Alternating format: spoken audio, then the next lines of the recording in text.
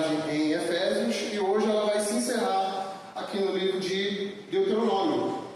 Nós vimos como a união do homem e uma mulher foi instituída por Deus de forma perfeita, mas em Gênesis 3 esse projeto ele foi distorcido, ele ficou borrado.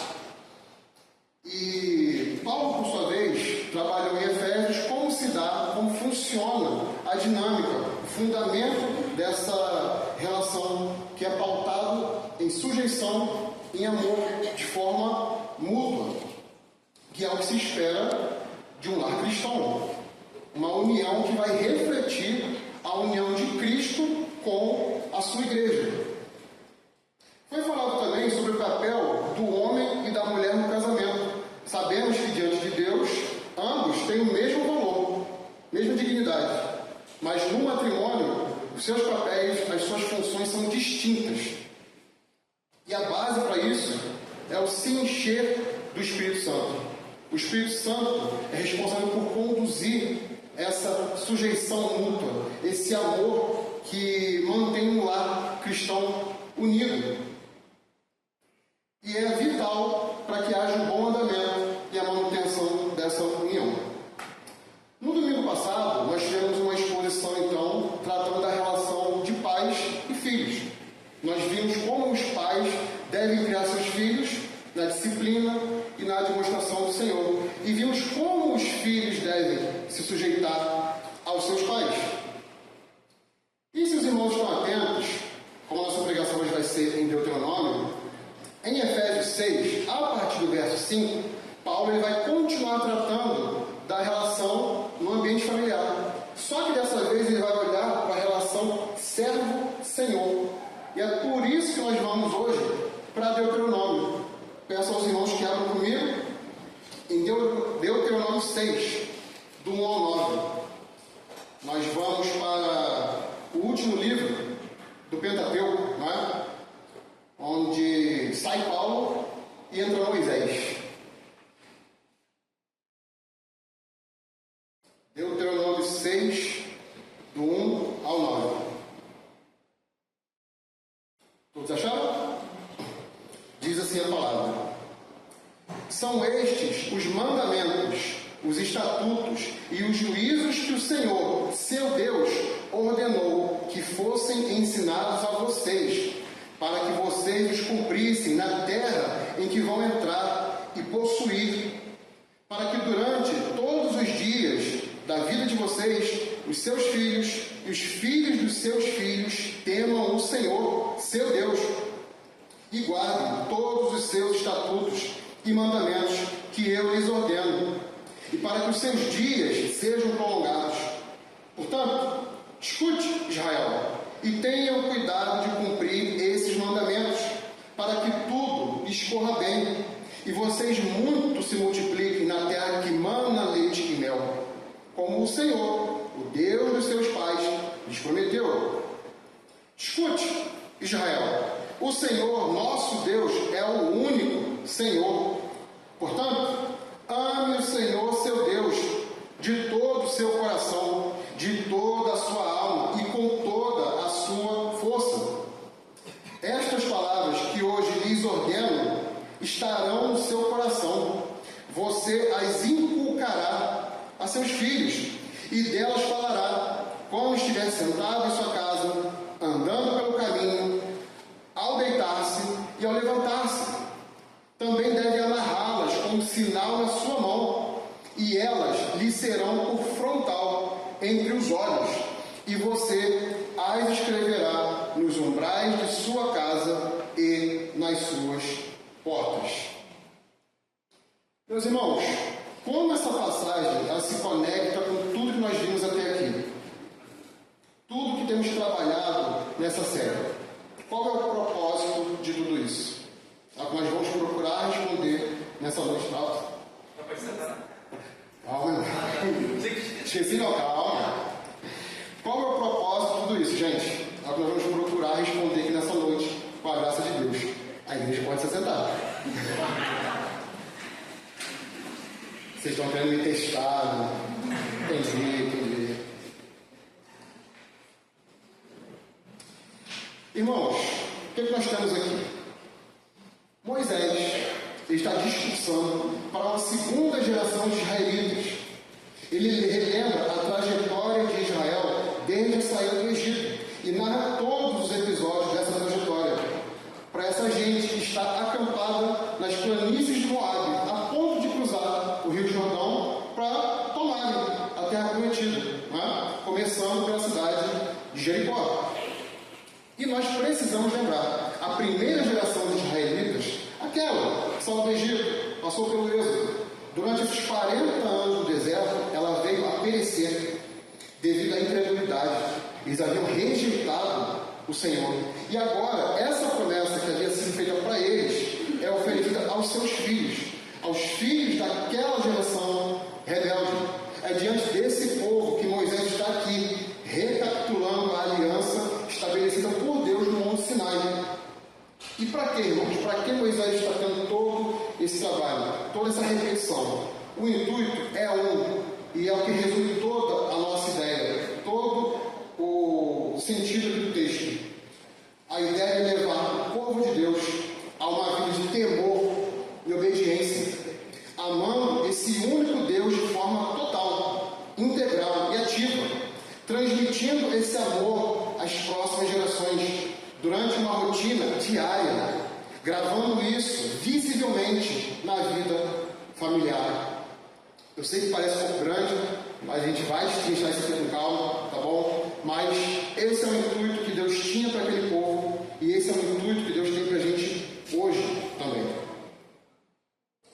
Meus irmãos, o livro de Deuteronômio, nós podemos dividi-lo, assim os grandes teólogos fazem, em 3 grandes blocos.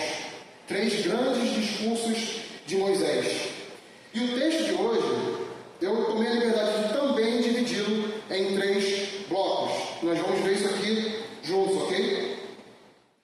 Esse primeiro bloco, começando pelo verso 1, ele abre com Moisés apontando claramente para o que ele acabou de discursar no capítulo 5. Como Moisés começa aqui?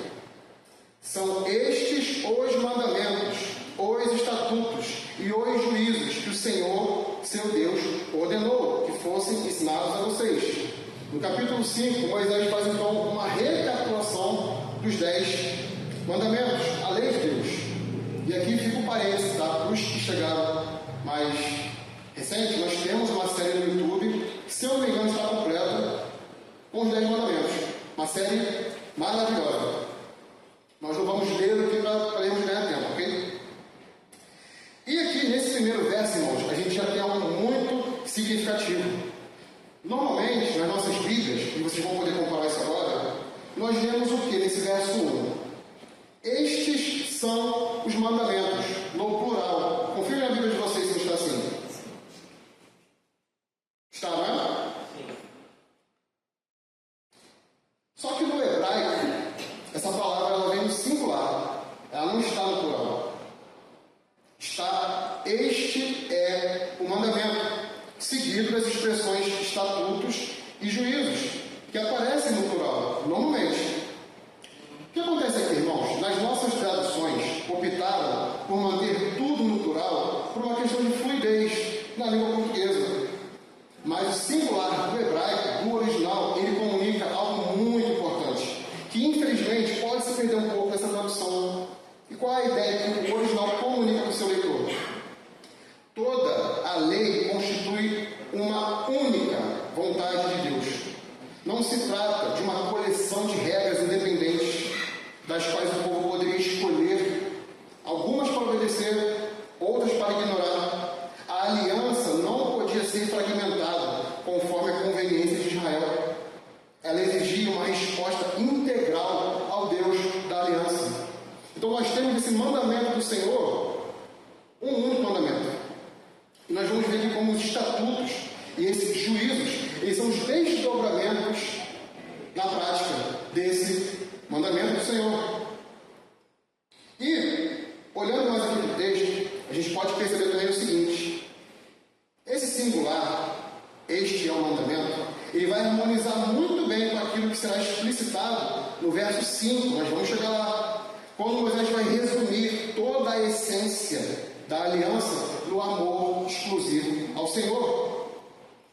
Então, vimos como os estatutos, eles são, na verdade, essa prática. Eles são a consumação que desdobra desse mandamento.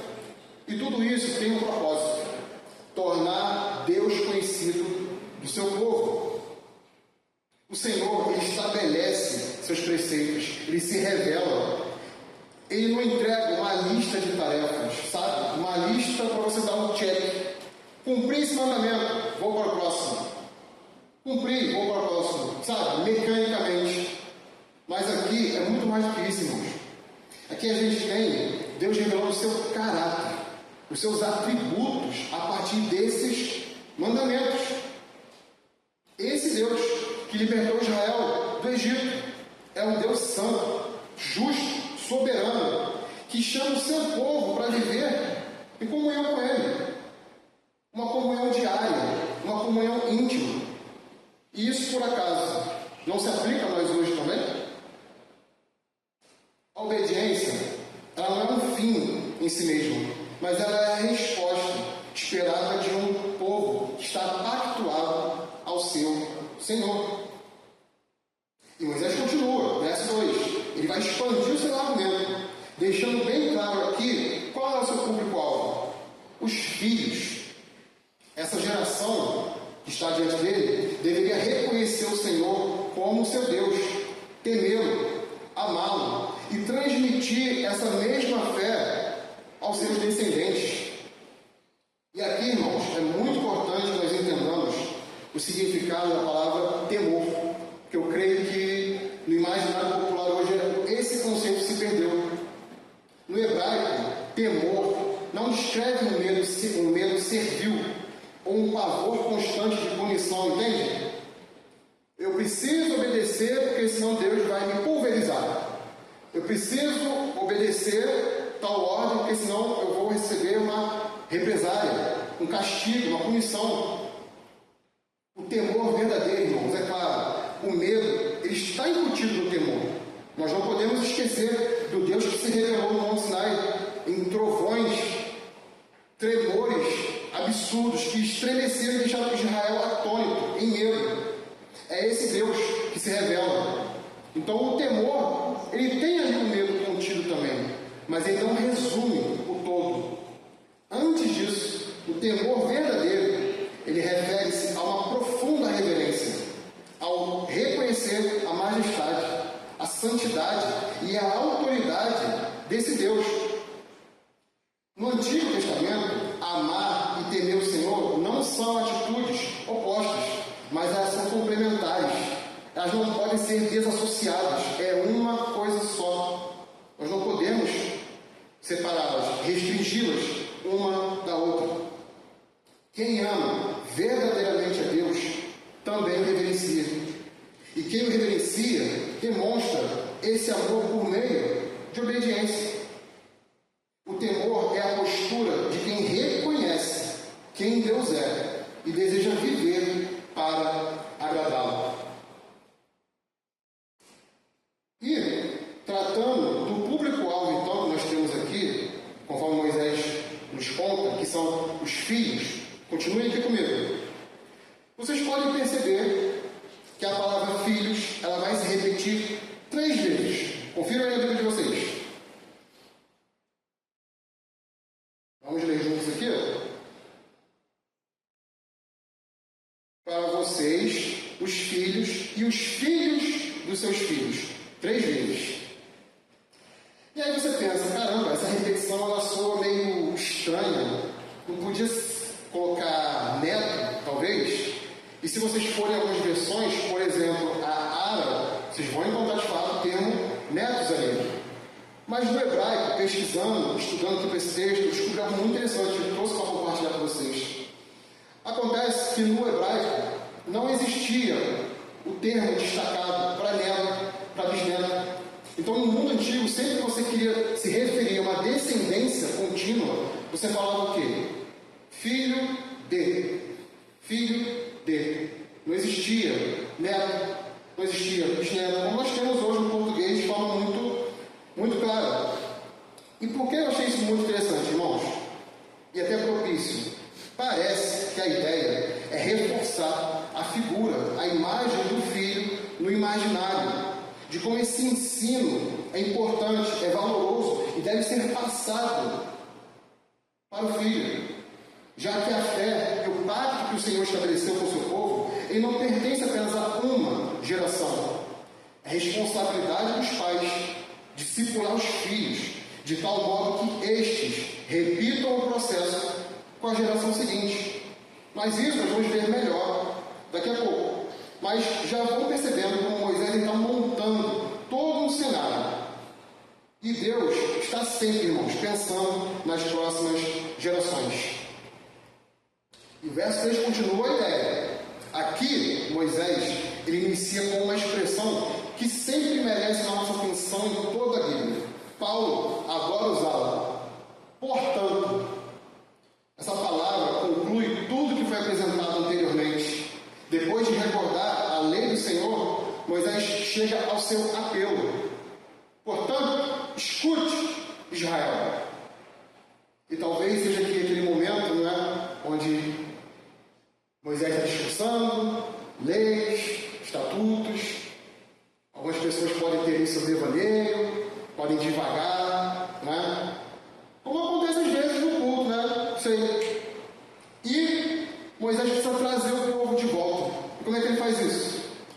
Escute! Irmãos, ele quer chamar o povo à atenção de um fato importante. O fato de que não basta conhecer os mandamentos. Aqui, a gente não trata de um campo das ideias apenas. Eu conheço a lei, eu conheço a teoria. Aqui é prática. Moisés quer dizer para eles que não basta vocês conhecerem, não basta vocês recitarem, terem de pós salteado, se vocês não perseveram em praticar essa lei. Conhecimento sem obediência nunca foi o objetivo da aliança. O Senhor revelou sua vontade para que ela fosse vivida, não ficasse no campo das ideias apenas. E Moisés vai relembrar então as promessas feitas aos pais desta geração. E isso serve, aqui no texto, para destacar duas verdades igualmente importantes. Primeiro, a geração anterior a essa, os pais dessa geração aqui, eles não entraram na terra prometida. Por quê? Porque endureceram o seu coração, rejeitaram o Senhor. E Moisés vai narrar tudo isso de Deuteronômio 1 até esse ponto. Segundo, apesar da infidelidade do povo, Deus permaneceu absolutamente fiel às suas promessas. Promessas essas que ele havia feito. A entrada dessa geração em Canaã não era uma demonstração de fidelidade deles, de Israel, mas era a demonstração da fidelidade do próprio Deus, o Deus da aliança, o Deus do pacto. Irmãos, Deus requer que nós o conheçamos e, tendo-o conhecido, venhamos a obedecer. Isso não é uma opção. Deus não está pedindo para a gente. Isso é uma ordem. Como é que você cobra algo de alguém sem ensinar essa pessoa? Você pode pedir para que alguém faça algo para você sem você ter explicado para ela como você gostaria? Como é que se agrada alguém que você não conhece?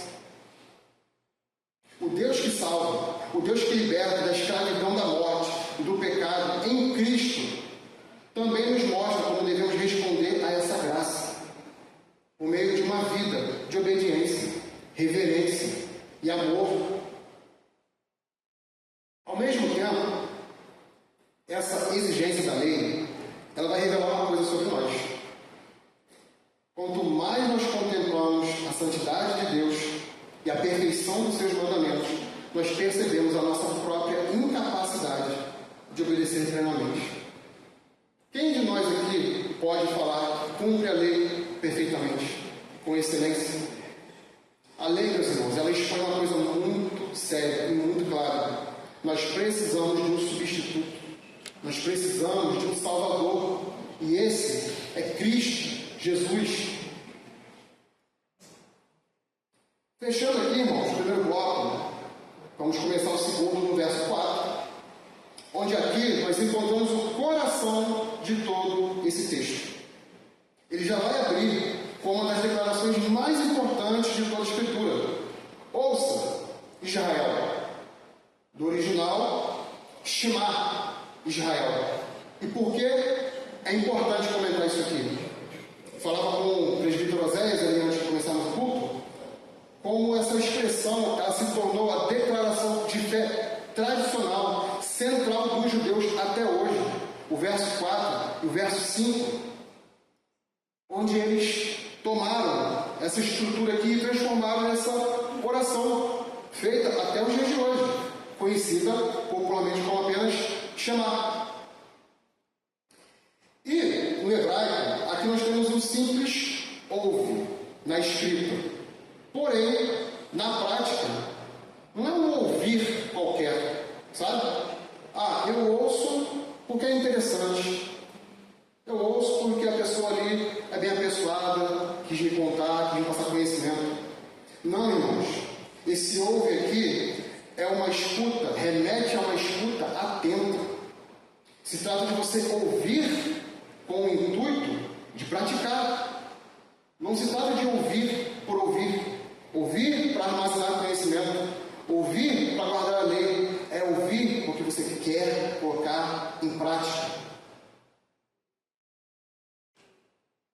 Para o povo de Deus, ouvir sempre implica obedecer. E seguindo o texto, nós vamos ter uma expressão que é extremamente contracultural e atemporal. Leiam comigo. Escute, Israel, verso 4. O Senhor, nosso Deus, é o único Senhor. Falava também com o presbítero Oséias a respeito, né? Moisés está o tempo todo falando que Deus é único, que Deus é um só, que há um só Deus. E a gente pode pensar, caramba, mas a essa altura pode parecer óbvio, as pessoas já não sabem que existe um Deus, que foi Deus que os libertou, que foi Deus que trouxe juízo sobre o Egito, que os conduziu no êxodo, os trouxe até aqui. Por que enfatizar isso? Irmãos, a gente precisa lembrar de uma coisa. Onde é que esse povo aqui vai entrar? Quem é que está habitando a terra prometida? Povos pagãos, povos como os cananeus, os ferezeus, e a lista se estende. E esses povos, eles tinham suas religiões, seus ídolos, seus deuses.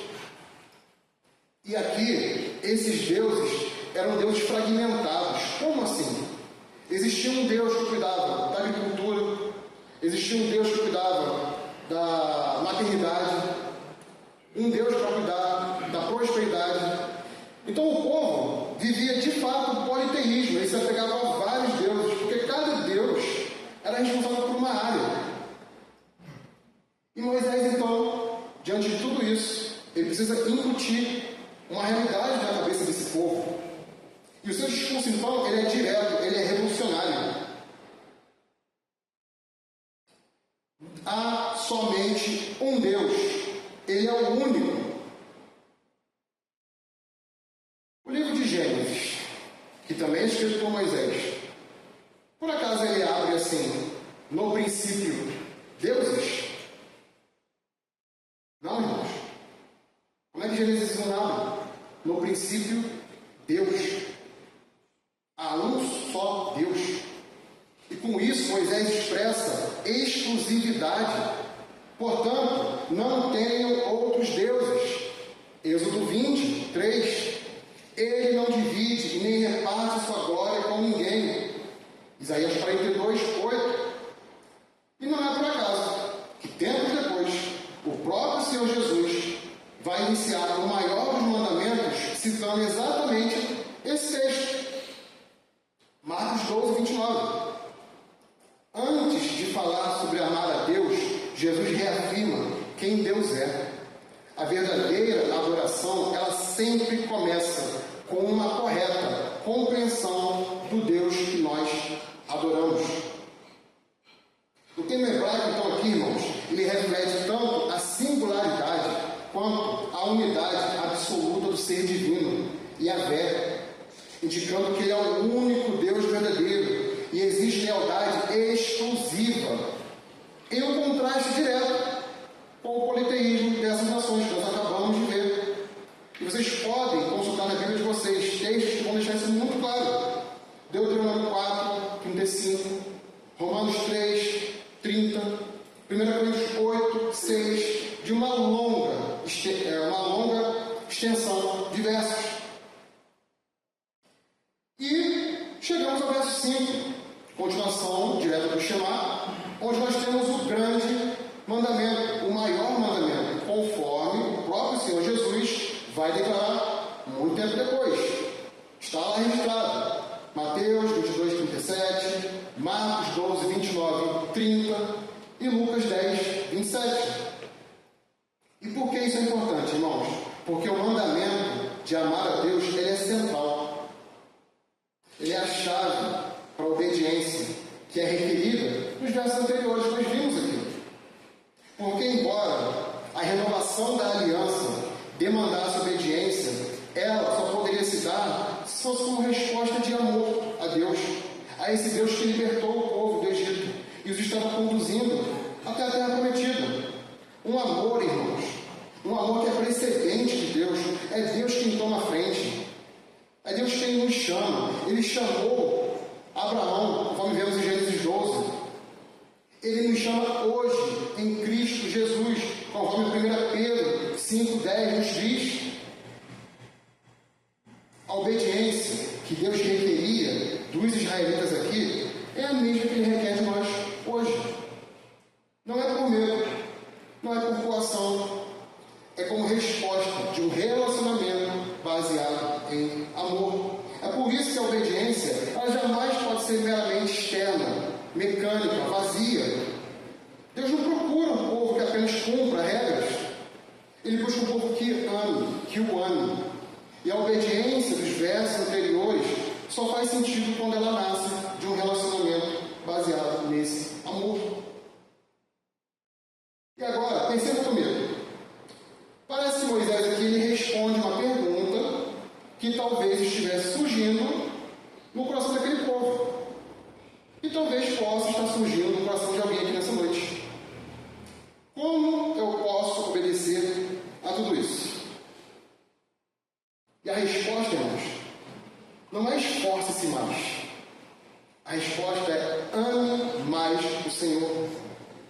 Quem ama, deseja agradar.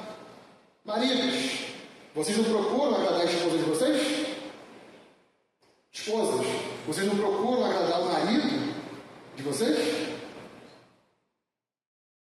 Quem ama, permanece fiel. Quem ama, persevera.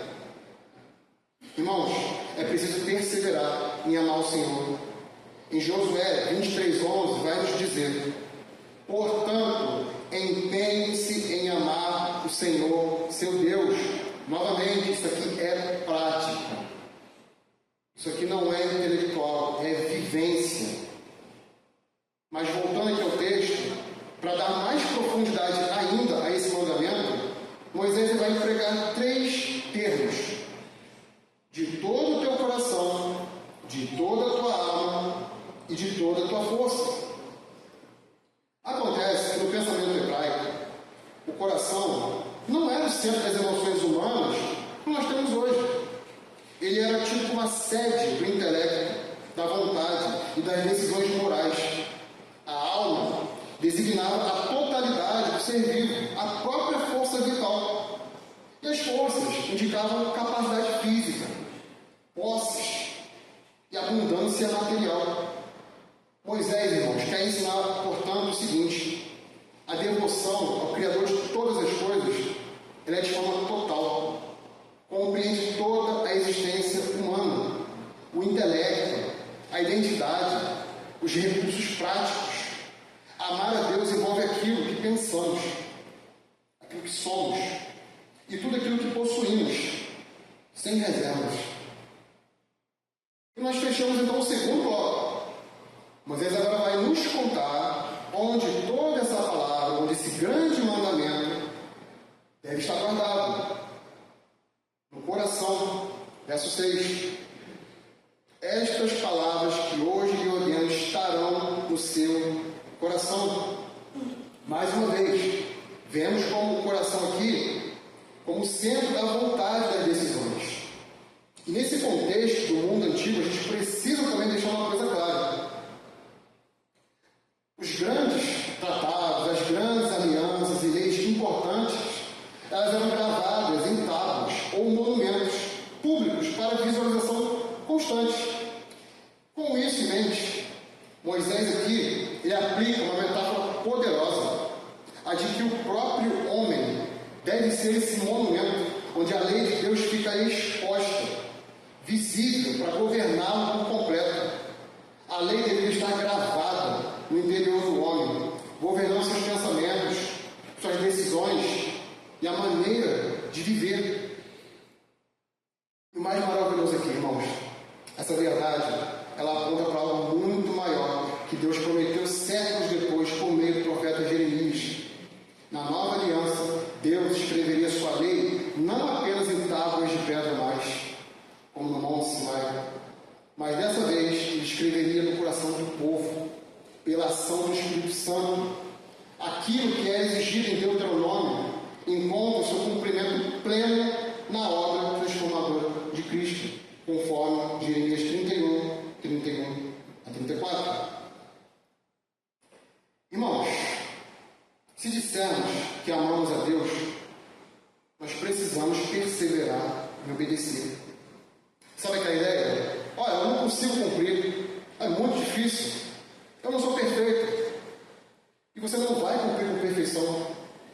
Nós não vamos conseguir cumprir tudo. Mas aqui se trata do eu quero cumprir. Percebam então a conexão com os versos anteriores aqui. Como eu sei que eu amo a Deus? Se nós não o amamos, não vamos obedecer com sinceridade, que é o que Deus espera, ainda que com nossas falhas, nossas limitações. Mas se nós não o conhecemos, vamos obedecer por obedecer, como um fim em si mesmo. Deus é único, como nós acabamos de ver. Ele não pede, ele exige de nós, do seu povo, exclusividade em nossa adoração. Ao mesmo tempo, esse grande mandamento também revela a nossa insuficiência. Quem pode dizer que ama a Deus perfeitamente? Não é? Nenhum de nós pode. Por isso, esse texto ele também vai nos conduzir a Cristo, a pessoa de Cristo. Somente Jesus amou o Pai de maneira perfeita e obediente em toda a sua vida. E a Ele unidos, nós recebemos então um novo coração, capacitado para amar aquilo que nós não amávamos antes, capacitado para obedecer, não em vista de conquistar o favor de Deus, mas porque nós já recebemos o seu favor. Já fomos alcançados pela sua maravilhosa graça. É de um coração transformado, irmãos, que nasce a transmissão da fé às próximas gerações. Assunto esse que Moisés vai desenvolver agora nos versos seguintes. E nós chegamos então ao verso final, os versos 7 ao 9. Até aqui, Moisés ele mostrou que Deus renovou sua aliança com aquele povo, revelou os mandamentos, chamou Israel ao temor e à obediência, mostrou que essa obediência ela nasce do amor e ensinou que toda essa palavra deveria estar guardada no coração. E agora? O que fazer com tudo isso? Uma pergunta que sempre é colocada aqui no final dos sermões, não é? E Moisés tem uma resposta simples, uma palavra: transmita. Lembre-se do verso 2. Quem é que Moisés está citando no verso 2? Quem é o seu público-alvo? Voltamos lá no verso 2. Vocês, os seus filhos e os filhos dos seus filhos. Como eu disse antes, irmãos, Moisés ele veio preparando tudo para chegarmos até aqui.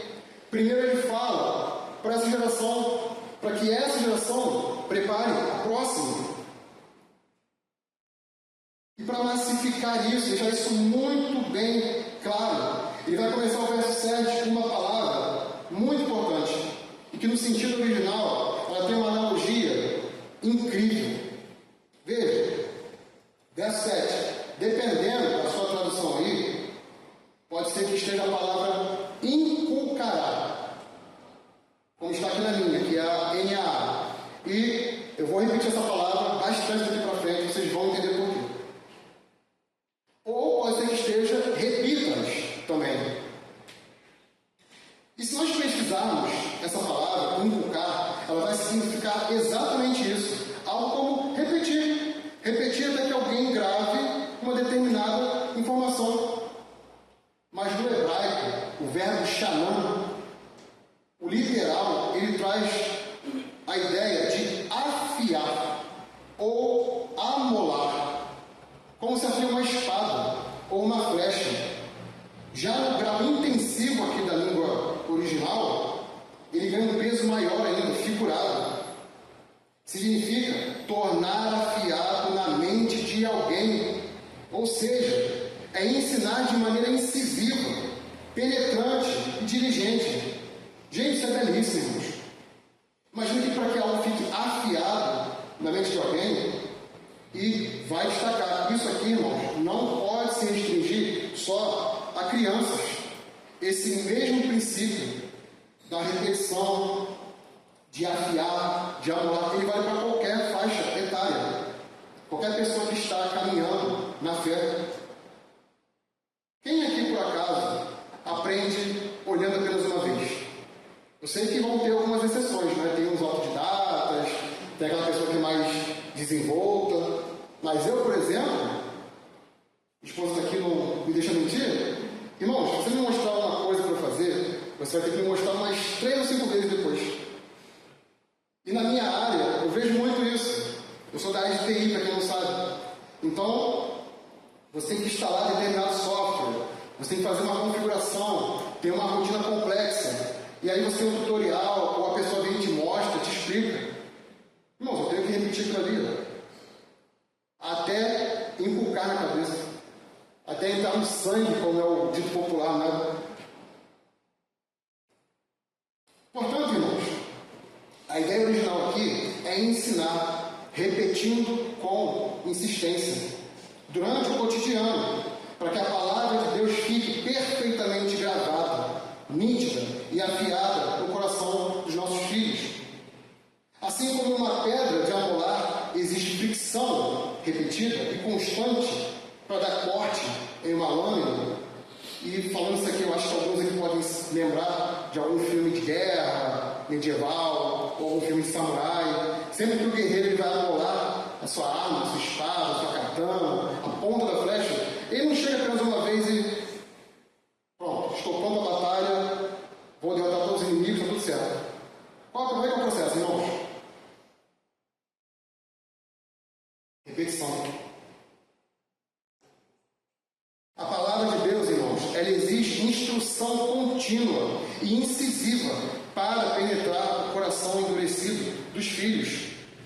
Se nós formos em Gênesis 6:5, que vai dizer: o coração do homem é mau desde a sua meninice.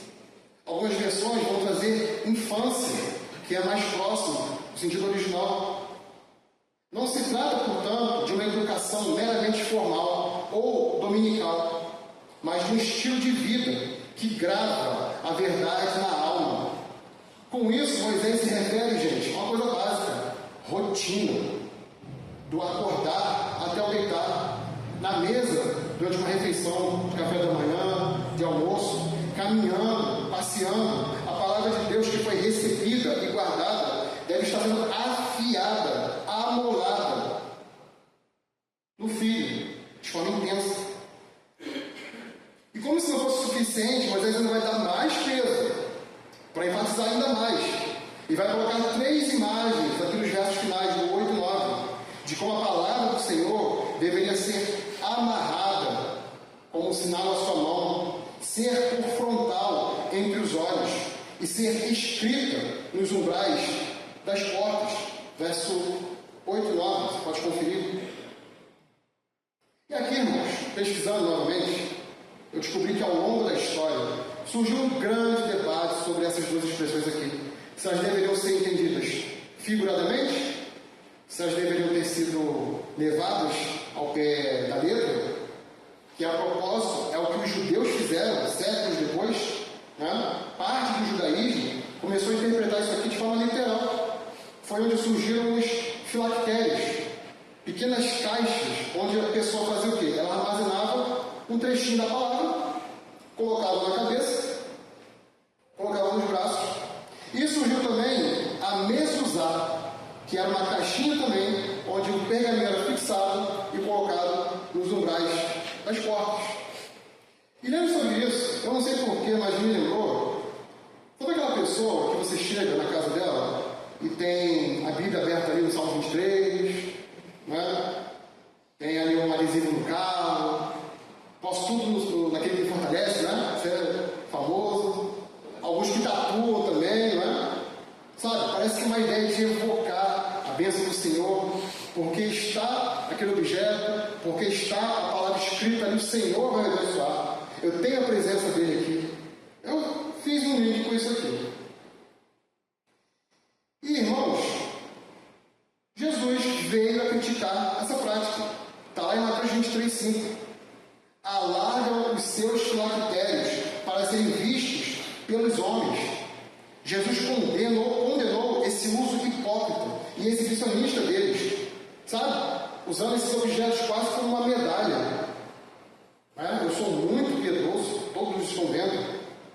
E aí, de repente, não suficiente, eles começaram a aumentar. Então você imagina a caixa que o camarada chegava na cabeça, no braço. Olha, aquele ali é muito piedoso.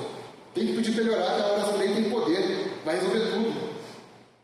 E o problema, irmãos, aqui nunca esteve em si nos objetos. O problema era substituir uma obediência do coração por algo exterior, por uma religiosidade de aparência. A intenção original de Moisés aqui me parece ser muito mais profunda. As mãos representam nossas ações. Os olhos representam aquilo que governa nossa maneira de enxergar a vida.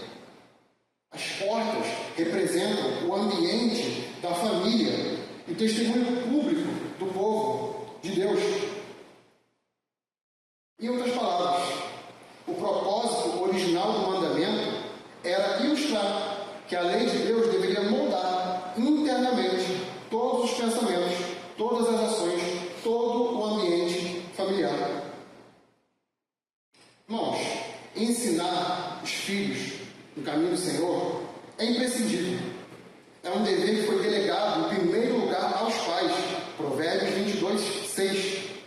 E comentando esse texto, o pastor e teólogo Joel Bick vai nos dizer: o lar é o primeiro seminário da criança. Começa em casa. O comentarista Matthew Henry vai acrescentar: toda ocasião deve ser aproveitada para falar das coisas de Deus, cotidiano. Entenderam? A missão dos pais cristãos, portanto, não é apenas alimentar, vestir, educar, conduzir uma boa carreira, mas se trata de conduzir fielmente os seus filhos ao conhecimento desse Deus, o Deus da aliança. Pensando, irmãos, enquanto preparava esse sermão e entendendo todo o objetivo, todo o sentido que Moisés quis colocar aqui, será que o motivo de Deus precisar renovar sua aliança com esse povo aqui, essa geração, não é pelo fato de que eles não tiveram essa verdade inculcada de seus pais, passada pelos seus pais? Eu fiquei pensando, o que essas crianças que nasceram, cresceram no deserto, o que elas aprenderam olhando para os pais? O que elas viram no episódio do bezerro de ouro? O que foi passado para essas crianças, gente? Murmuração? Rebeldia? Ingratidão? O texto, é claro, ele não vai nos dizer exatamente como cada uma dessas famílias tratou esse tema. Se todos foram negligentes de forma espiritual. Mas a narrativa do Pentateuco aqui, ela deixa evidente que a incredulidade dessa primeira geração tornou necessária essa renovação. conhecer o Senhor antes de adentrar aquela terra que Ele mesmo havia prometido e estava conduzindo tudo até esse momento. E aí eu pergunto a vocês, pais desta casa, você tem falado ao seu filho sobre o Deus que se ira com o pecado humano? O Deus que deveria nos destruir, mas não o fez ao exercer misericórdia? Ou você acha que o seu filho não está preparado para isso? Ou você acha ainda que o que ele ouve aqui nos domingos basta, é suficiente? Você tem procurado ensinar, inculcar ao seu filho essas verdades? O que é que o seu filho, o que é que os nossos filhos olham para a gente, o que é que eles percebem? Preocupação com o trabalho? Preocupação com dinheiro? Entretenimento? Conquistas? Ou eles percebem o amor ao Senhor? Que os seus pais dependem desse Deus e falam naturalmente das suas obras. E você que não tem filhos, assim como eu, mas pode ter sobrinhos, pode ter as crianças aqui dessa igreja, o que elas percebem quando elas olham para você? O que elas escutam quando te ouvem falar alguma coisa? Talvez, irmãos, uma das maiores crises da igreja contemporânea não seja a falta de programas para crianças. Talvez seja a falta de pais de discípulo, pais comprometidos com esse dever, que estão honrando o mandamento de Deus. Temos nos preocupado, sim, em oferecer conforto, educação, saúde, tecnologia, coisas saudáveis. Devemos prover isso sim aos filhos, é claro. Mas será que temos tido o mesmo zelo quando o assunto é a palavra de Deus? Temos procurado com a mesma dedicação que preparamos um filho para um pré-militar, para uma faculdade, inculcar e afiar a palavra de Deus nessa criança? O escritor e puritano Richard Baxter, ele tem uma frase muito interessante sobre isso. Ele diz assim: se negligenciarmos a instrução das famílias, em pouco tempo vamos ter igrejas ignorantes. Pensem nisso, irmãos. Quantas igrejas nós não vemos hoje que estão doentes, igrejas que estão perdidas? Será que isso não começou em casa? Por falta de instrução? Falta de comprometimento dos pais? É algo para a gente pensar. Daqui a 20 anos, chutando assim mais ou menos, quem é que vai estar conduzindo aqui esta igreja? Sabemos, é claro, que é o Senhor, a igreja pertence ao Senhor. Mas quem vão ser os oficiais? Quem vão ser os irmãos? Os diáconos, os presbíteros? Será que nossas crianças estão sendo preparadas? E isso necessariamente não quer dizer que todos vão ser oficiais. Mas será que o amor ao Senhor, o Evangelho de Cristo Jesus, ele está sendo passado, está sendo transmitido com zelo, com diligência? E então, irmãos, nós chegamos ao seguinte ponto. Tem uma verdade que precisa ser dita aqui. E talvez você possa estar ouvindo isso pensando: meu pai nunca me ensinou essas coisas. Ou talvez eu mesmo falhei como pai. E é aí onde entra o Evangelho.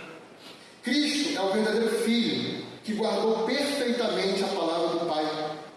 Aquilo que Israel falhou em transmitir, aquilo que nossos pais muitas vezes falharam e falham em nos ensinar, e aquilo que nós mesmos falhamos em viver, Cristo cumpriu perfeitamente.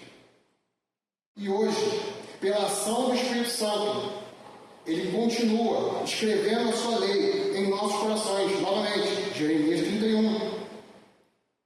Irmãos, que os nossos filhos e os filhos dos nossos filhos aprendam a temer ao Senhor até que Ele venha.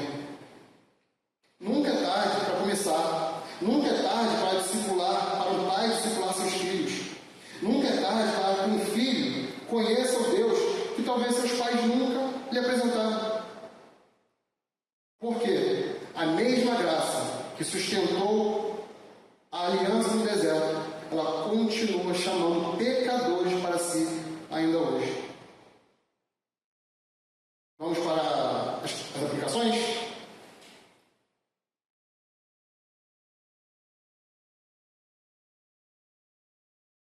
Primeiramente, a lei e o temor a Deus. O mandamento do Senhor, ele tem sido um peso para você ou um deleite? Pergunte a você mesmo aqui nessa noite. Reflita sobre isso durante a semana. Temos os PGs para reverberar, para conversarmos, não é? Se a palavra de Deus, irmãos, tem sido um fardo, talvez o problema não esteja na palavra, esteja no seu coração. Deus não entregou a sua lei como um peso ao seu povo, mas como uma expressão da sua vontade, para aqueles que já haviam sido libertos do Egito, do pecado, da morte, do diabo. Da mesma forma, nós não obedecemos para conquistar o favor de Deus, mas em Cristo nós já recebemos. Pergunte-se também, minha obediência, ela tem sido uma tentativa de barganhar com Deus ou uma resposta de amor e gratidão? A obediência sincera, irmãos, ela nunca compra, ela nunca vai comprar as bênçãos de Deus. Ela é fruto, resultado de um coração transformado que encontra alegria em andar nos caminhos do Senhor. Não é um fardo, não é pesado, é desejável, é agradável. Segundo ponto, ouvir e amar a Deus. Medite nessa semana. Qual área da sua vida ainda não é exclusiva do Senhor? Que outro Deus você pode estar servindo? Que decisões você tem tomado sem consultar a vontade de Deus revelada nas Escrituras?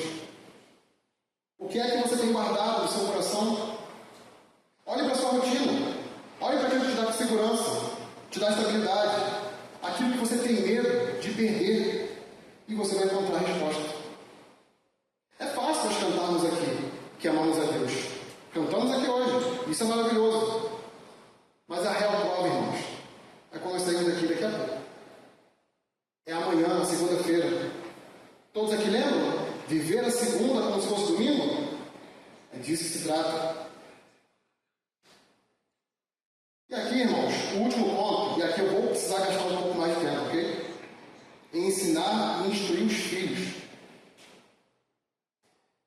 O quanto da Escritura tem entrado nas suas conversas diárias? Quanto?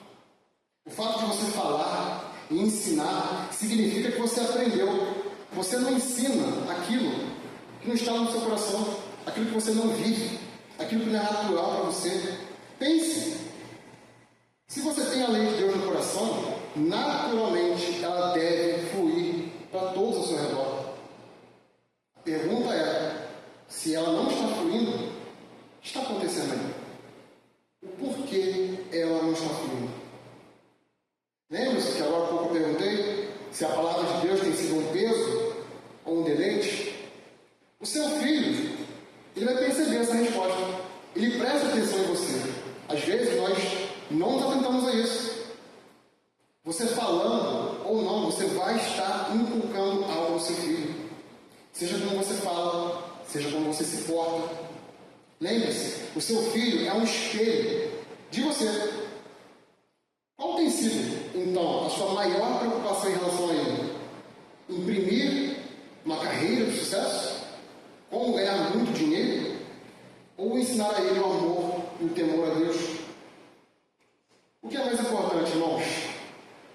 Que o seu filho vença na vida ou que ele ame e conheça o autor da vida? E aqui algumas sub-aplicações agora. Para os pais. Telas.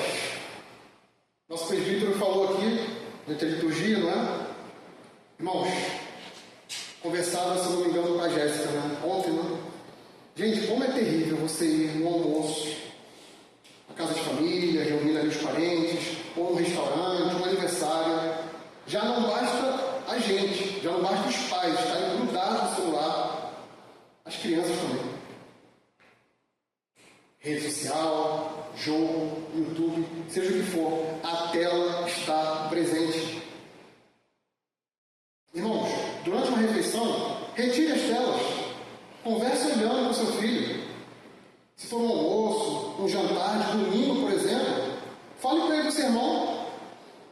Fale da palavra que foi pregada.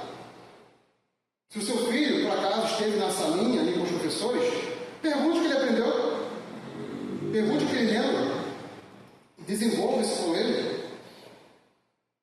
Torne isso um hábito na sua vida, na vida da sua família.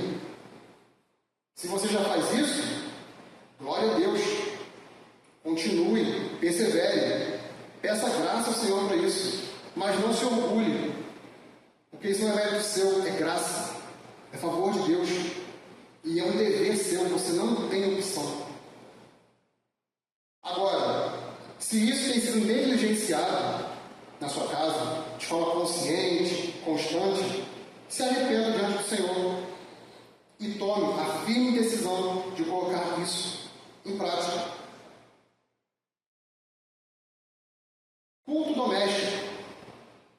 Crie conversas planejadas, espontâneas, leiam a palavra, cantem louvores, orem juntos, confessando pecados, adorando a Deus com ação de graças. Faça disso um hábito na sua casa, se você ainda não fez. Por exemplo, o calendário dos nossos sermões, das séries até o fim do ano, já foram divulgados.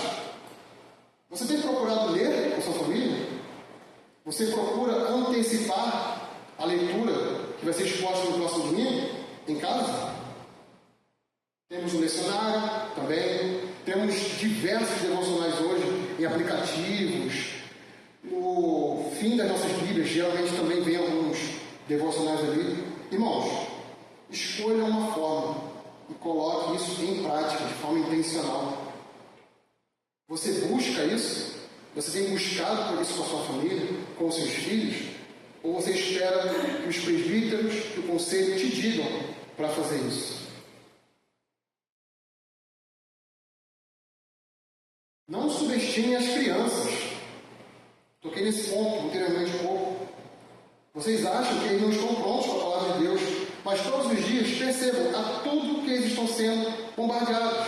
Tecnologia, informação. E às vezes somos nós mesmos que estamos entregando isso nas mãos deles.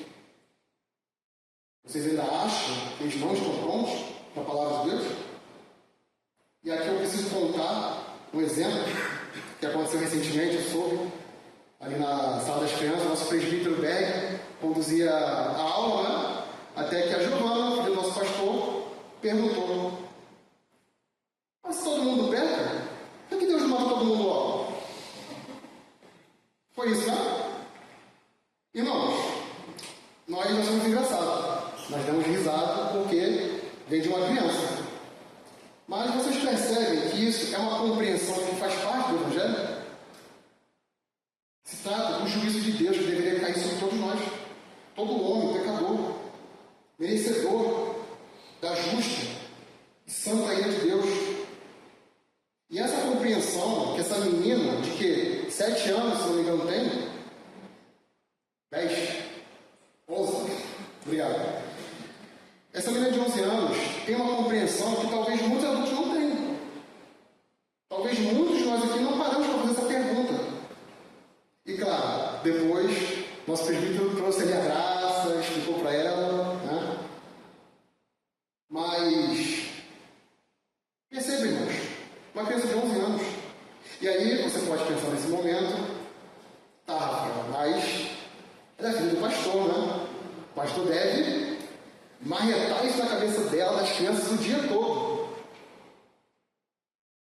É isso, irmão, repetição. Vocês acham isso um absurdo? A criança não pode ser exposta à repetição da palavra de Deus, mas ela pode ser exposta repetidamente a TikTok, a Instagram, jogos aí em redes sociais. Nós precisamos, irmãos, dessa compreensão clara em nós para podermos transmitir às nossas crianças. Essa ira deveria cair sobre nós. Deveríamos receber, por conta dos nossos pecados, essa justa punição. E Deus não faz por quê? Com misericórdia, por graça. Porque em seu plano eterno, Deus já havia designado Cristo como o Cordeiro que levaria sobre si essa ira santa. Antes mesmo da fundação do mundo, para que nós fôssemos reconciliados com o Senhor. Para os que querem ser pais agora. Você que quer ser pai, e graças ao Senhor, tem bebês a caminho, não é? O Senhor tem mandado essas bênçãos para a gente. Mas, pergunte, você está preparado para isso? Para criar essa criança nos caminhos do Senhor? Salmo 127,3 vai dizer o que para a gente? Herança do Senhor são os filhos. Se o Senhor está entregando um filho nas suas mãos, é para que você cumpra esse mandamento. Você crie um homem, crie uma mulher temente, zelosa para com o Senhor. Se Ele te concede, então, essa bênção, ela já vem com esse dever inculcado. E ninguém está dizendo que isso vai ser fácil. Não. Efésios 6,4. Disciplina e admoestação do Senhor. Para pais sem filhos e para os solteiros. Os solteiros acharam que iam ficar de fora, né? Eles sempre acham, né? Acham isso muito engraçado. Vocês devem lembrar de uma expressão que foi dita aqui recentemente: família estendida. O Senhor, Ele pode não nos dar filhos biológicos, filhos de sangue, mas Ele nos dá filhos espirituais, filhos na fé, como Paulo teve, falando de Timóteo, falando de Tito, filhos na fé. Outro ponto muito importante: toda essa instrução, todo esse ensino que está sendo trabalhado aqui, ele não fica retido a crianças, falei disso um pouco lá atrás, mas se aplica a todos os novos convertidos, todos que começaram a caminhar na fé. Ou seja, não apenas os pais estão encarregados disso aqui, todo cristão é habilitado para essa obra. E caminhando, irmãos, para fechar, eu trago um verso aqui que me chamou muita atenção durante esse estudo. É o que Paulo vai dizer em 1 Coríntios 4, quando ele diz assim: pois eu gerei vocês em Cristo Jesus pelo Evangelho. E vejam, irmãos, como é muito dito hoje, né, no lugar de fala. Eu estou no lugar de fala. Novamente, nós não temos filhos. Não sei se um dia o Senhor irá nos abençoar dessa maneira. Isso cabe a Ele. Mas percebam com isso que o pai biológico, ele já tem um dever de cuidar, de ensinar, de incutir a criança nos caminhos do Senhor. Mas e nós que não temos? Nós podemos ir intencionalmente, ativamente, e escolher um filho na fé. Pense, será que o Senhor não está desejando que geremos filhos em Cristo, como Paulo? Será que o Senhor não tem colocado filhos espirituais na nossa vida, na nossa família, aqui, nesta igreja, e nós não estamos percebendo? Precisamos pedir discernimento ao Senhor. Será que não tem alguma criança na sua família que está sendo negligenciada pelos pais, e você pode inculcar a palavra de Deus para esse pai, para essa mãe, ou até diretamente para essa criança? Ou para as crianças aqui desta igreja, ainda que você não dê aula, ainda que você não seja um presbítero, o que isso te impede, irmãos? Esse ensino não exige seminário de teologia. Você não precisa de ofício. Você precisa ser cristão. Você precisa amar o seu Senhor. Como vimos aqui, perseverar em obediência com resposta de amor. Se você tem isso, claro, você está habilitado no Espírito Santo a ensinar uma criança, a ensinar um novo convertido na fé. Irmãos, é muito mais do que repetir versos. Isso também importa, é claro, é desejável. Mas se trata de passar uma cosmovisão. É ensinar as crianças a como olhar para o mundo. Pela ótica da palavra de Deus. Pelas lentes de Cristo. É mostrar a elas como lidar trabalhar biblicamente com dinheiro, com casamento, com o lazer. Vocês percebem como é que o mundo, como é que o secularismo, ele ensina essas coisas? Quais valores eles estão passando? Vocês já pararam para pensar quem é o maior alvo dessa desconstrução? No fim, irmãos, se trata de quais valores estamos imprimindo em nossas crianças. O teólogo R.C. Sproul já disse: a educação ela nunca é neutra. Se você não está inculcando algo ao seu filho, se você não está ensinando algo para aquela pessoa, alguém está ensinando outra coisa. Tem algo ensinando para ela. Lembra das liturgias da semana? Aquilo que diariamente vai moldando o nosso coração, práticas, costumes, ambientes, companhias, que moldam o nosso coração para nós amarmos aquilo que Deus não ama e procurarmos por aquilo que Ele despreza. O que é que nossos filhos estão aprendendo a amar de segunda a sábado? E novamente, algo que precisa ser dito aqui, para concluirmos. Você ouviu tudo isso, pensou em sair daqui talvez com a mentalidade da lista. Basta eu sair daqui e fazer isso. Ser um pai melhor, ensinar tudo isso ao meu filho. Vou obedecer, vou me esforçar mais. Mas o Senhor, irmão, Ele sabe que nós falhamos. E vamos falhar. E eu gostaria de ler para vocês, para ficar mais claro ainda, Deuteronômio 5, 28 e 29. Quando o Senhor ouviu o que vocês disseram, quando falavam comigo, Moisés aqui falando, o Senhor me disse: eu ouvi as palavras que este povo lhe falou, e em tudo falaram muito bem. Quem dera que eles sempre tivessem tal coração e sempre me temessem e guardassem todos os meus mandamentos. Assim tudo iria bem para eles e para os filhos deles para sempre. O Senhor sabe, irmãos. O Senhor sabe que nós vamos falhar.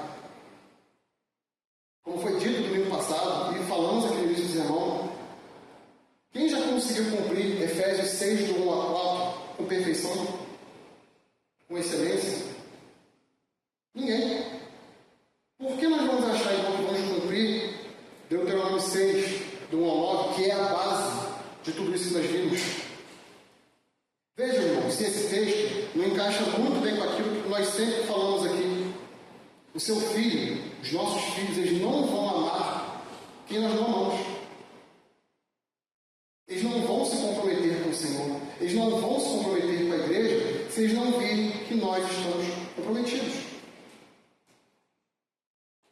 Portanto, não se trata apenas de trazer o seu filho aqui para a igreja, mas é como você o educa, o disciplina, em casa, na rotina, de segunda a sábado. E assim, irmãos, a gente conecta tudo que foi trabalhado em Efésios 6, 4, sermão do ano passado. É disso que se trata, criar os filhos na disciplina e a demonstração do Senhor.